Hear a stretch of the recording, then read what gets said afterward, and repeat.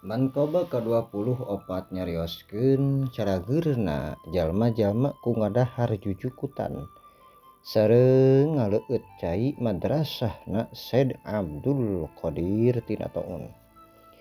Dicarioskeun ku ulama di zaman Syed Abdul Qadir.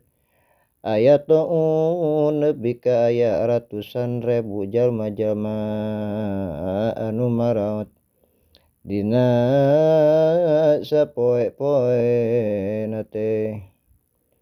Teras unjukan ka Syed Abdul Qadir dauhanana saha-saha jalma anu ngahakan jujukutan madrasah kaula dicagerkeun ku Gusti Allah tina Toun.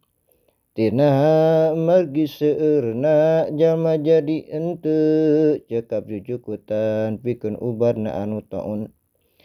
Dauhan Syed Abdul Qadir saha anu nginum cai madrasah kaula dicagerkeun ku Gusti Allah.